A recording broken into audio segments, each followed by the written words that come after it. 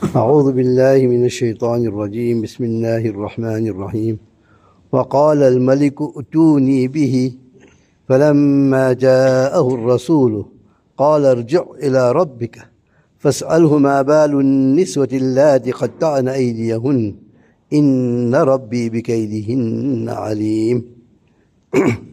Allah's way of exalting and explaining the greatness of His Anbiya alayhi salatu wassalam is exceptional, Yusuf alayhi salatu wassalam, from the beginning, muhsineen, ihsan, perfection, excellence, greatness, refined character. It's just outstanding. His sabr was of a level unparalleled. And that also committed by humans against himself, people who are supposed to be benefactors. But yet he doesn't have a single word of even that what they did is wrong. Go with the flow. And Allah Ta'ala takes him from height to height. He's in prison. He's asked the interpretation. He gives the interpretation. He gives the remedy and gives the solution to the problem as well, and guides mankind in what there is good for them. We just recall, one is that when you have abundance, don't be wasteful and extravagant. Eat moderately and you will save. And this is a great rule. May Allah Ta'ala give us understanding. Israf diminishes Allah's ni'mah. Israf, extravagance and wastefulness diminishes Allah's ni'mat. Always be careful. Allah give us extra. Be careful, use it properly or share it with others. And when we have it, we should be very cautious of how we use it and always save for the rainy day as well. When he gave this solution and the bartender came back to the court and the parliament and everybody was all ears to hear what happened, and he explained to them this happened, the king was overwhelmed by this interpretation and saw the solution in the problem, that this great person that is in jail here, he is the one that's going to solve our problem for us. قَالَ الْمَلِكُ أُتُونِي بِهِ. The king instructed, bring him to me. Simple. I want him by me now, and I find the talent that I need. All you courtiers together couldn't do it. One man is going to do all this for me.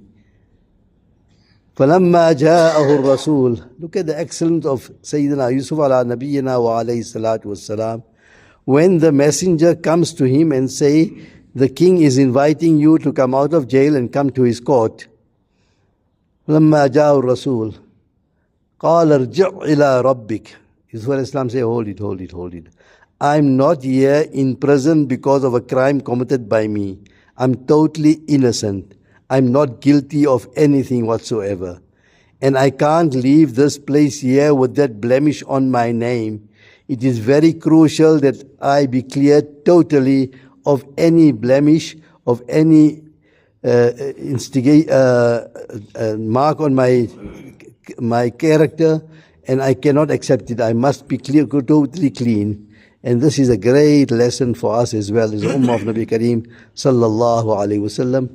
If you look at the Sahaba radiyallahu ta'ala anhum, each one was of that caliber that no fingers could be pointed to them in any way whatsoever, especially the Khulafai Rashideen and the great Sahaba radiyallahu ta'ala anhum, and many kings after that as well. They ruled with total perfection and they had nothing that anybody could bring them down. This is in today's time, it's a very common system that they would appoint people to high positions that have a criminal record. Some even have blood on their hands, yet they are brought up to the presidents and prime ministers. And then when they do a little bit of something that is to be justified and do right, then that blemish comes up and they are derailed. Allahu Akbar. Umar al-Bashir, if you look at Saddam Hussein, look at Gaddafi, great people that did great work, but because some blemish somewhere, they turned the whole community against you. So Yusuf alayhi wasalam realized, I'm going to a very high office here, and I can't go with this stigma on my name. It can't work. فَلَمَّا جَاءَهُ الرَّسُولُ, when the messenger came to him with the good news that you are called at the parliament here, you're coming out of prison here, he said, إِرْجِعْ إِلَىٰ رَبِّكَ, go back to your master, go back to your Lord, go and tell him, مَا بَالُ النِّسْوَةِ اللَّاتِي قَطَّعْنَ أَيْدِيَهُنَّ. Allah give us tawfiq to learn Arabic, so beautiful. So, مَا بَالُ النِّسْوَةِ اللَّاتِي قَطَّعْنَ أَيْدِيَهُنَّ. Just ask him that he must investigate what was the story of the ladies who cut their hands. He didn't go into detail. He didn't point any fingers to Zulaykha, the minister's wife. She had been very good to him for a long time. A lot of respect in the situation here. I want my name to be cleared, but I'm not pointing fingers to anybody else. This is class, this is akhlaq, this is greatness, this is nobility to a level that we can't even think about. مَا بَالُ النِّسْوَةِ اللَّاتِي قَطَّعْنَ أَيْدِيَهُنَّ إِنَّ رَبِّي بِكَيْدِهِنَّ عَلِيمٌ. Allahu Akbar. Surely my Rabb, Allah subhanahu wa ta'ala, knows of their plotting, their guiles, their treachery, how they got me into prison here. He knows everything that happened.